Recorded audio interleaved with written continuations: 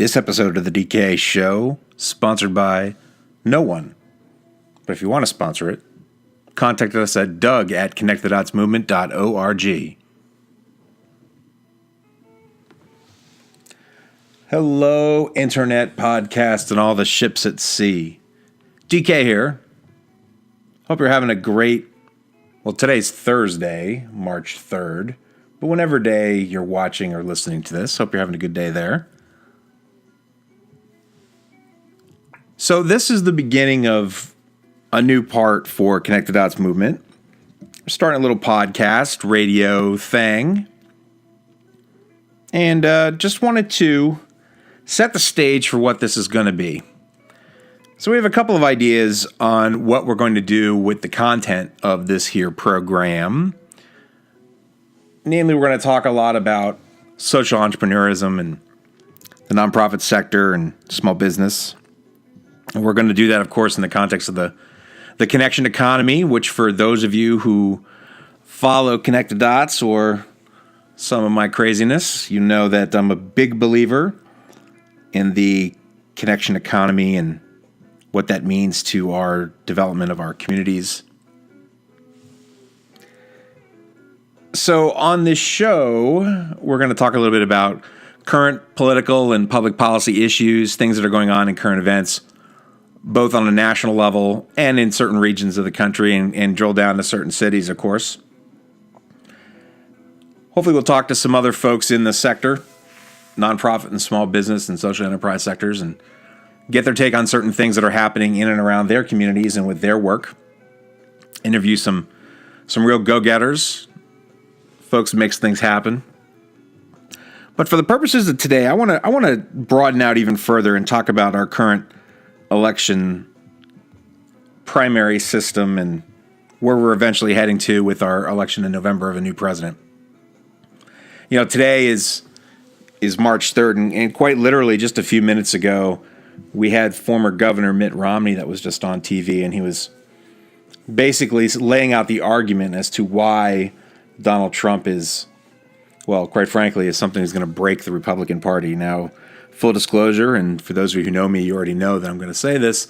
How do I say this? Would tend to lean a little more on the left than some of my friends with the R's behind their names in politics.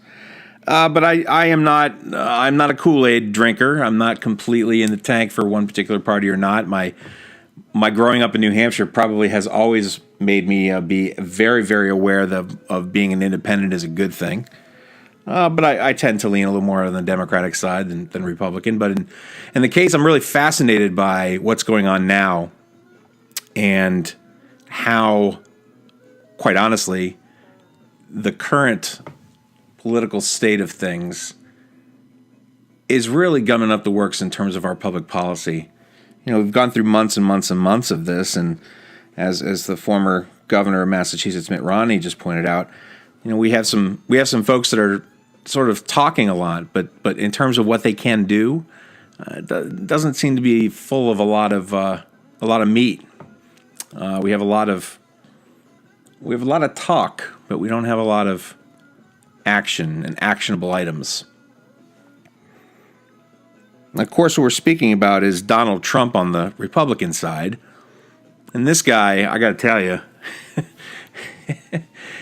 it's either the most impressive thing you can think of or is just a diabolical reality show, and we're all getting gagged here a little bit on some sort of a punk goof something.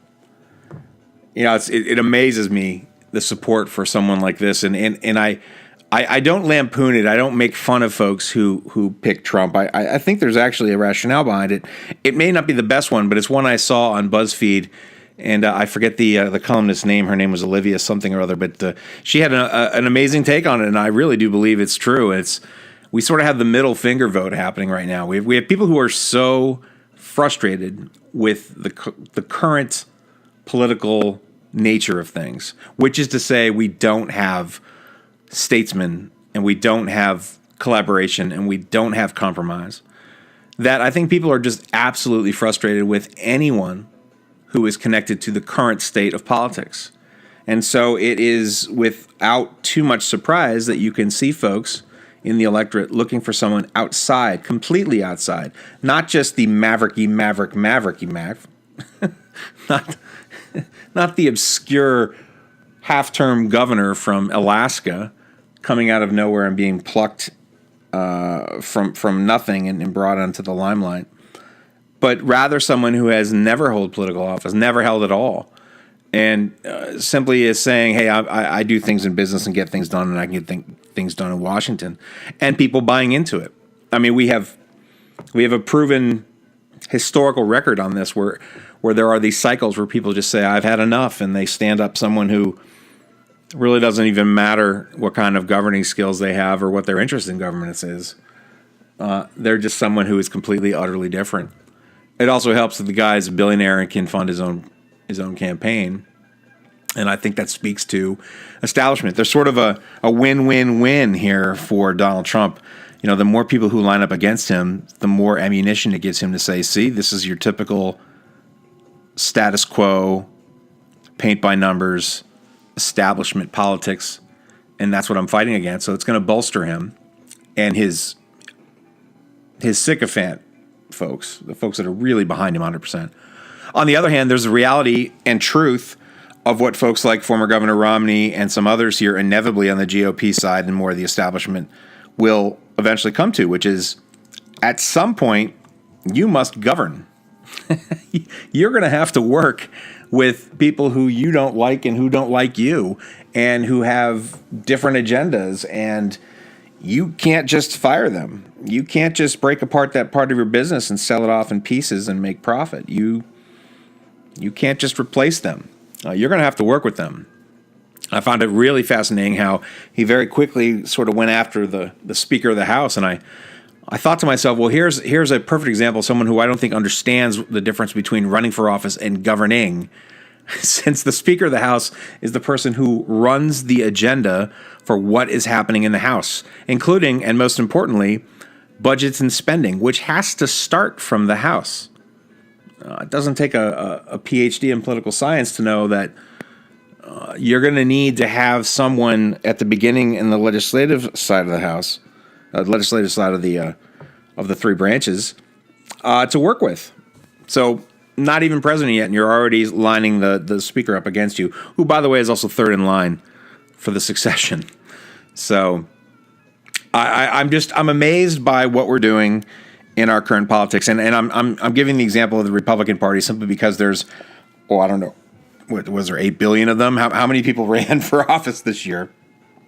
And you could say the same thing is happening on the Democratic side, though at least on that level there are two establishment politicians. Bernie Sanders is trying really hard to say how much he's an outsider as well, but let's not kid ourselves. But his number of years in service, but he is also tapping into the same idea of establishment, and things are different. And his major platform piece is simply, hey, we can't fix Wall Street and have any kind of social equality or social justice, or break down some of these barriers into what we're really turning into, which is another Gilded Age of the haves and have-nots, unless we reform things like political reform and fundraising, and you can't do that if you're taking money from these people. It's just not feasible. At least that's the argument that Bernie Sanders brings up.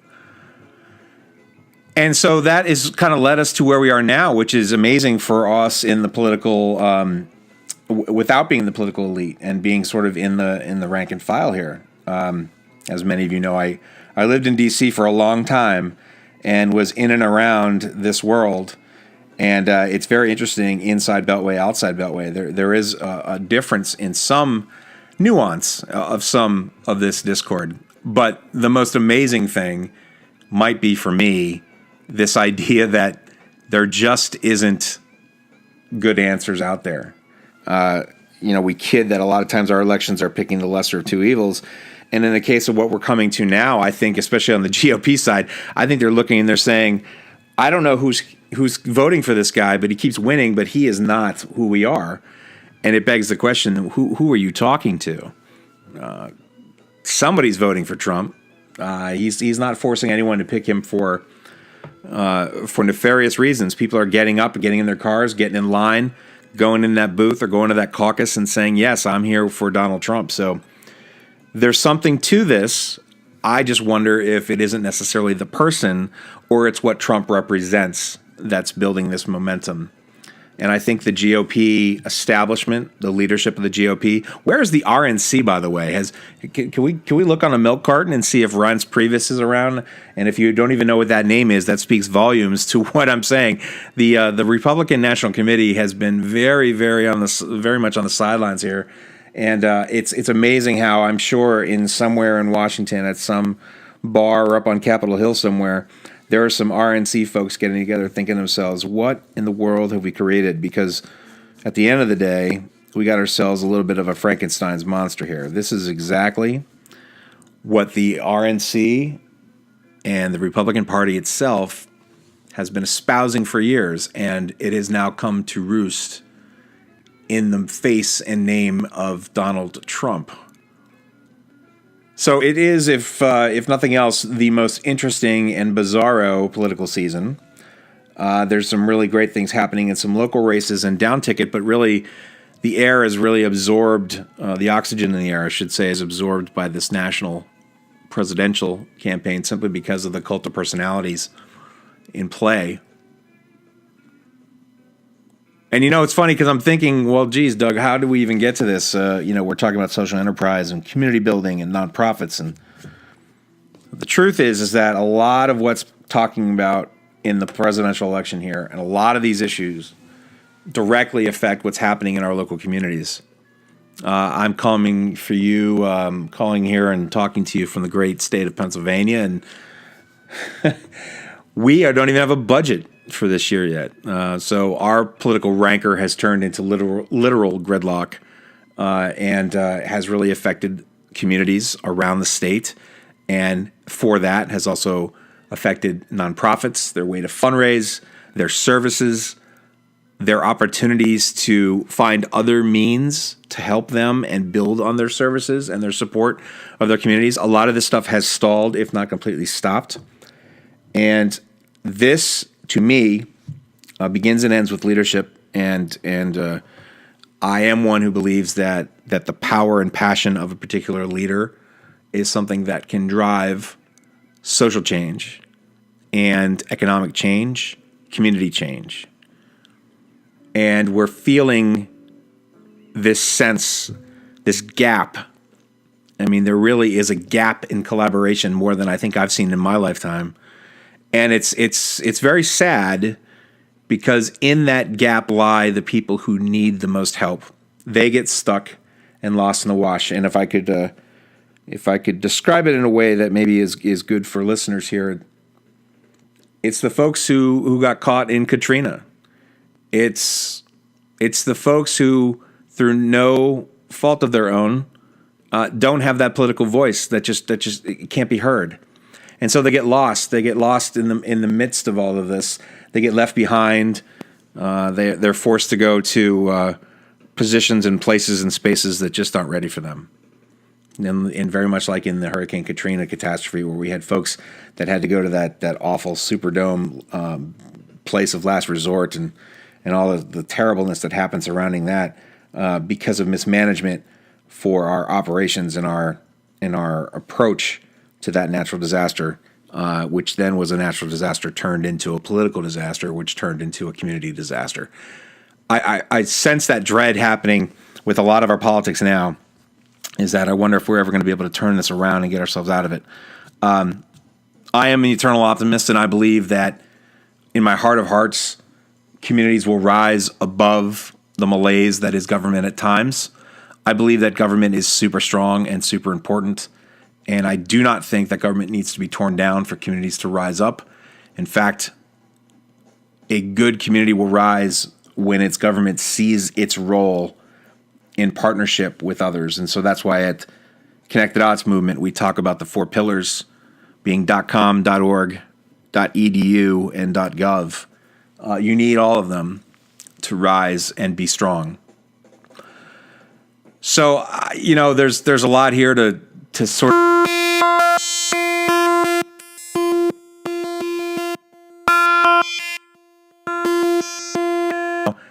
As I say, though, I'm an eternal optimist, and I think these come in cycles, and this just might be the downward going into a valley in our political discord, and sooner or later we're going to see ourselves on the right side of good political discourse, where we can actually start talking about issues and finding compromise and working together to build better community.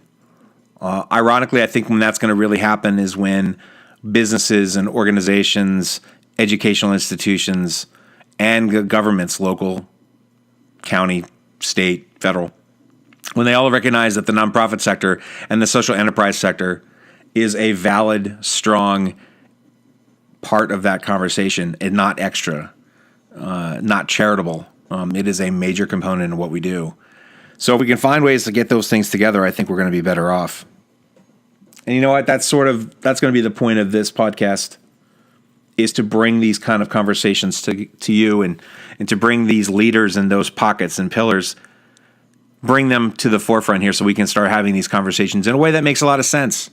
And we'll have some fun on this. I don't want this to be ultra serious at times. Again, if you know me, you know I'm gonna bring some fun to the party, hopefully, and hopefully we'll have some good conversations too. But I figured it just made sense to start today with a general, here's what I want to be doing, and here's what we believe would be value to you, and start with something that just happened today with this sort of amazing, from a political history standpoint, this amazing idea that the last nominee of this party has come out to basically slam the current frontrunner for that same position in the same party.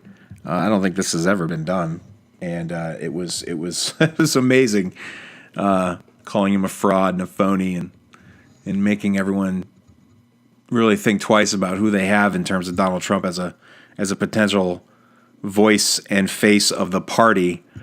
I think the GOP's really got to get a lid on this, because this could very well be the beginning of the end of the Republican Party as we all know it, and becoming fractured into some other groups and bits and pieces. But as I said, folks, we're going to keep on going with this and talking about more things about public policy and community development, economic development, and overall strategies to help make our community stronger. So stay tuned for more of this. And if you're interested in learning more about us at Connect the Dots Movement and what we do from a consulting standpoint, working with organizations, businesses, and individuals, you can certainly visit us online, connectthedotsmovement.org. You can follow us on Twitter at WeConnectDots. And if you need to email, you can email me directly. Email me at doug@connectthedotsmovement.org. And I will be sure to answer any questions you might have. If you have any suggestions on topics or people that you would like to hear from, please shoot me an email and let me know about that for the podcast. As I say, we're going to have some good times here, and hopefully it'll be fun. Hopefully we'll learn some things from each other and have fun on the way doing it. So, all right, you beautiful bastards. Thanks so much for hanging out with me. My name is DK. I am with Connect the Dots Movement. You've been listening to DK Radio, and I will see you soon. Take care, everybody.